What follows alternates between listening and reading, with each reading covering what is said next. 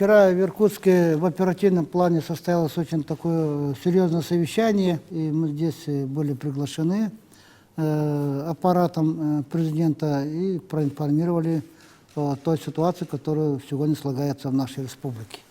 Но мы, конечно, понимаем, что республика и по своей территории, и по своим объемам всегда находилась в центре внимания российского правительства, руководства страны. Мы, соответственно, представили информацию по паводковой ситуации и по лесным пожарам. Информация была представлена объективно с учетом мониторинга сил МЧС и метеорологической службы, и с учетом наших наблюдений, которые мы сегодня ведем в рамках тех решений, которые мы сами по себе, по республике принимали, и по организационным работам, которые ведем. Сегодня считается, что и по метеорологическим прогнозам паводковая ситуация находится под контролем, организационные и превентивные меры приняты все, и, соответственно, пока ситуация именно в весеннего половодья идет по показателям ниже критических. Это мы довели до президента. А с другой стороны, по паводковой ситуации мы настораживаемся и обратились с просьбой о том, что усилить мониторинг метеорологической службы МЧС по отношению к бассейнам реки Колыма, Индигирки, Яна.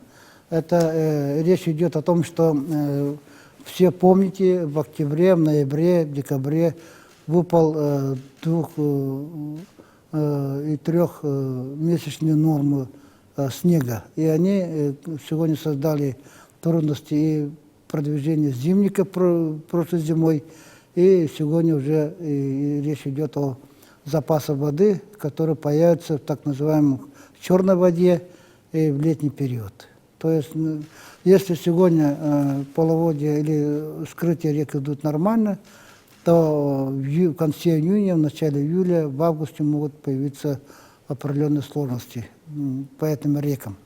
Это во-первых. Во-вторых, мы за последние 15 лет очень много работы проводим по строительству инженерных сооружений по защите населенных пунктов. Мы построили более 70 километров капитальных инженерных сооружений по защите населенных пунктов в Ленске, в Алекминске, в Якутске. Исключили таких угроз более 350 тысяч человек населения. И сегодня у нас в республике остается в зоне риска 45 тысяч человек населения, примерно 120 населенных пунктах. Это наши маленькие поселки, это некоторые районы, центры, по ним мы принимаем решения. Ну и что я поставил перед президентом? Во-первых, конечно, у нас с учетом нашего опыта работы прошлых годов по противопожарной деятельности именно с точки зрения лесных пожаров, мы испытывали сложности по мобилизации людей с учетом отсутствия полномочий у муниципальных образований. Я обратил внимание на этот вопрос, и президент поддержал.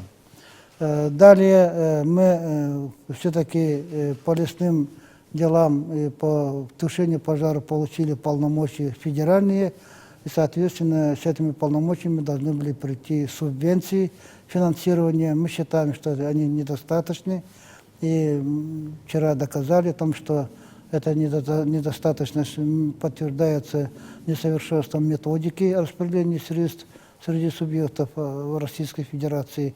Это тоже было учтено и дано поручение министра финансов. Далее мы вчера вопрос подняли о создании филиала авиалесохраны Федерального государственного унитарного предприятия, потому что мы самый большой объем эксплуатационного леса имеем среди субъектов Российской Федерации, и, соответственно, территория большая, а авиалесохраны филиала федеральное учреждение не имеет. Поэтому мы тоже в этом плане вопрос озвучили. И далее мы очень серьезно отнеслись к вопросам профилактического выжигания сельхозназначения земель от старой травы, то есть по-простому, по-народному называется сельхозпалы. Постановление правительства Российской Федерации полностью запрещает. Я недавно обращался к министру чрезвычайной ситуации Пучкову, министру сельского хозяйства Ткачеву, и они не были поддержаны. Поэтому я вынужден был обратиться к президенту, и президент Российской Федерации поддержал нашу просьбу и сказал, что полномочия регулирования этого процесса надо передать субъекту. Мы вчера обсуждали вопросы и более текущего момента, речь идет о авансовых платежах со стороны Министерства финансов. И все в совокупности, конечно, было принято президентом, и мне очень было приятно, когда он по каждому пункту, который я озвучил, давал поручения и правительству Российской Федерации, и министрам, руководителям, которые присутствовали, министре финансов, МЧС, помощнику своему Белоусову Андрею Ремовичу и другим руководителям. Ну а что касается других субъектов Российской Федерации, то я чувствую, что там проблемы очень серьезные, чувствуются, они были застигнуты врасплох,